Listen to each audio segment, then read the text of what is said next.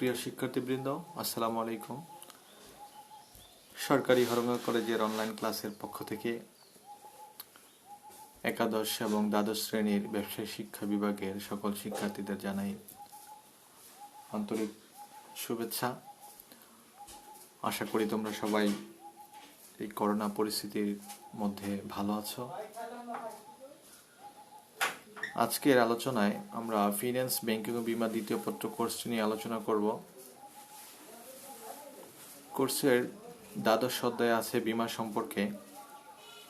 আমরা পূর্বের ক্লাসগুলোতে বীমার একটি পূর্ণ ধারণা গ্রহণ করেছিলাম। এখন আমি একটি সৃজনশীল প্রশ্ন সমাধান করব।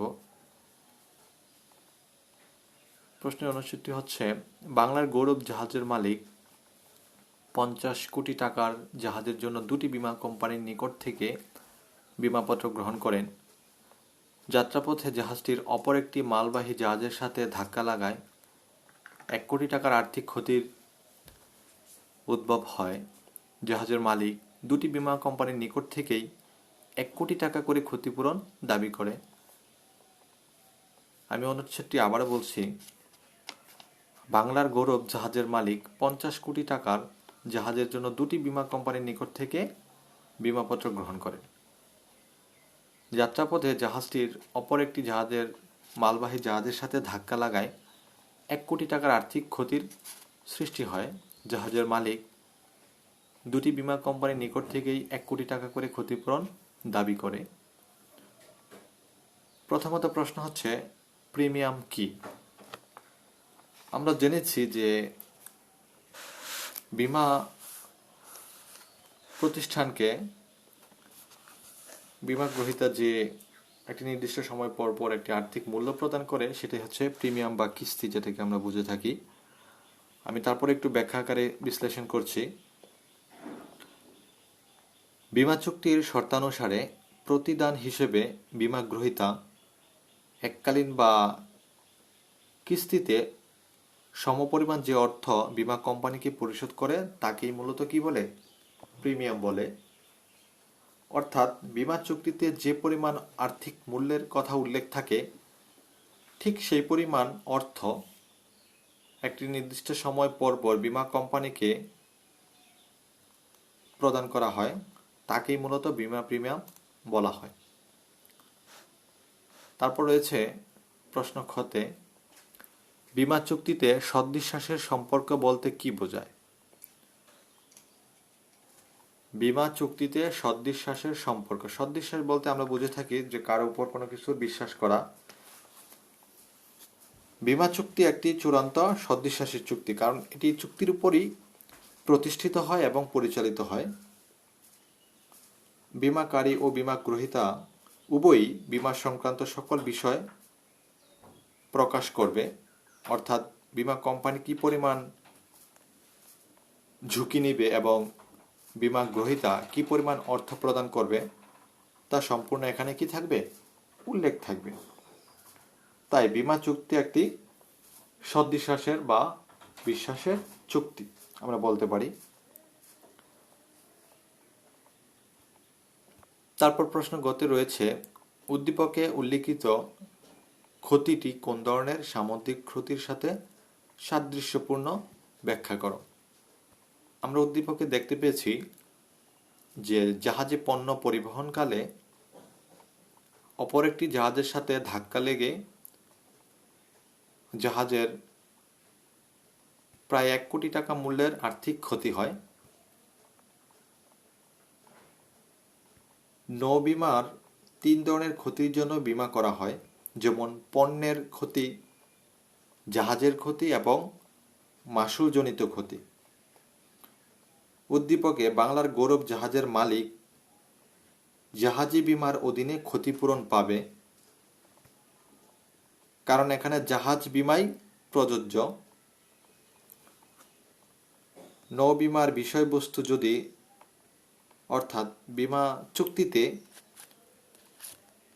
যদি জাহাজ সম্পর্কিত চুক্তি হয়, তাহলে তাকে জাহাজি বীমা বলা হয়। বাংলার গৌরব জাহাজের মালিক প্রতিদান হিসেবে বীমা কোম্পানিকে প্রিমিয়াম প্রদান করবে আর জাহাজের মালিক তার ক্ষতিপূরণ পাবে। তাই আমরা এটাকে বলতে পারি যে উদ্দীপকে উল্লিখিত ক্ষতিটি এটি একটি জাহাজি ক্ষতি, অর্থাৎ জাহাজের ক্ষতি হয়েছে বিদায় একে কি ক্ষতি বলা যায়? জাহাজি ক্ষতি বলা যায় বা জাহাজের ক্ষতি বলা যায়। তারপর প্রশ্ন ঘতে রয়েছে যে জাহাজে বা জাহাজ মালিকের উল্লিখিত পরিমাণ ক্ষতিপূরণ দাবি কি যৌক্তিক? বীমা নীতির আলোকে ব্যাখ্যা দাও। জাহাজ মালিকের উল্লিখিত ক্ষতির পরিমাণ ছিল এখানে 1 কোটি টাকা। তিনি দুটি বীমা কোম্পানির নিকট জাহাজ বীমা করে থাকে এবং তিনি দুটি কোম্পানির নিকট থেকেই 1 কোটি টাকা করে বীমা মূল্য দাবি করে। উদ্দীপকে উল্লিখিত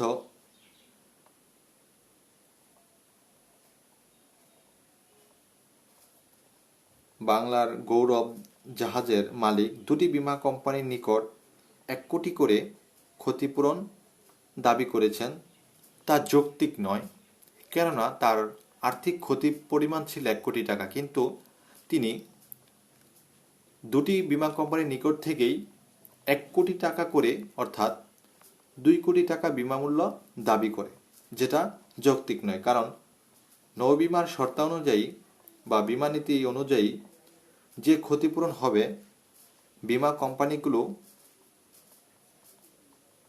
আনুপাতিক হারে অর্থাৎ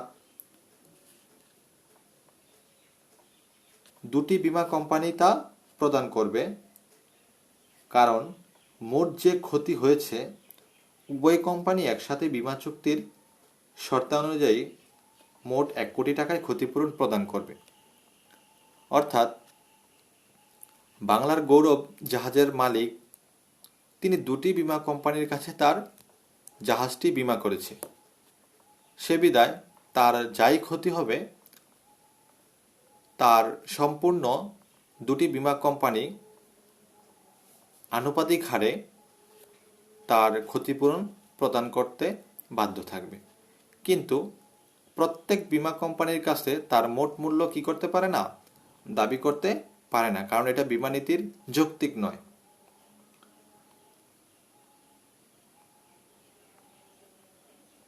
দুই কোম্পানি 2 কোটি টাকা ক্ষতিপূরণ প্রদান করবে না, কারণ এখানে জাহাজের মালিক দুটি কোম্পানির কাছে 1 কোটি টাকা করে মোট 2 কোটি টাকা ক্ষতিপূরণ দাবি করেছে।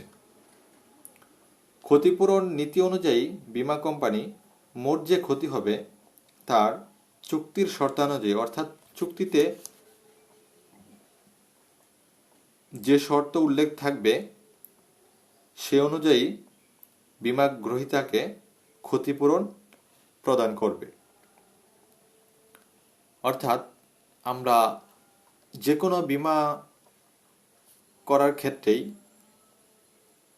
একটি চুক্তি অনুযায়ী তার আর্থিক মূল্য বীমা গ্রহীতা বীমা কোম্পানিকে প্রদান করে এবং তার ক্ষতিপূরণ সাধিত হলে এবং চুক্তিতে উল্লিখিত বিষয়বস্তুর আলোকেই বীমা কোম্পানি বীমা গ্রহীতাকে তার ক্ষতিপূরণ প্রদান করবে। কিন্তু যখন কোনো একটি প্রতিষ্ঠান বা কোনো একটি কোম্পানি বীমা ক্ষতির মূল্য প্রদান করবে তখন চুক্তির বাইরে সে কোনো কিছুই প্রদান করবে না। অর্থাৎ চুক্তিতে উল্লিখিত কারণে যদি ক্ষতি সাধিত হয় এবং কি হারে তা প্রদান করবে তাও চুক্তিতে উল্লেখ থাকে এবং ক্ষতিপূরণের মোট মূল্য যদি একাধিক বীমা কোম্পানির সাথে বীমা করা থাকে তাহলে একাধিক বীমা কোম্পানি তাদের আনুপাতিক হারে তার ক্ষতির পরিমাণ প্রদান করবে। প্রত্যেক বীমা কোম্পানির কাছে আলাদাভাবে বীমা গ্রহীতা তার মূল্য দাবি করতে পারবে না। এ ছিল আমাদের আজকের আলোচনার বিষয়। শিক্ষার্থী বন্ধুরা, আমরা আজকে জানলাম যে বীমা প্রিমিয়াম কি, তারপরে বীমা চুক্তিতে সদ্বিশ্বাসের সম্পর্ক বলতে আমরা কি বুঝি এবং বাংলার গৌরব উল্লেখিত অনুচ্ছেদে বাংলার গৌরবের মালিক অর্থাৎ বাংলার গৌরব জাহাজের মালিক তার যে ক্ষতিপূরণের দাবি ছিল এটা আসলেই যৌক্তিক নয়। আমরা যেই বীমা করি না কেন একাধিক কোম্পানির নিকট থেকে আলাদাভাবে মোট অর্থ দাবি করতে পারি না। এই জিনিসটা আমরা আজকে শিখলাম। তো শিক্ষার্থী বন্ধুরা ভালো থাকবে এবং সুস্থ থাকবে এই আশায় ব্যক্ত করছি। আমরা পরবর্তী ক্লাসে অন্য একটি বিষয় নিয়ে আলোচনা করব। আল্লাহ হাফেজ।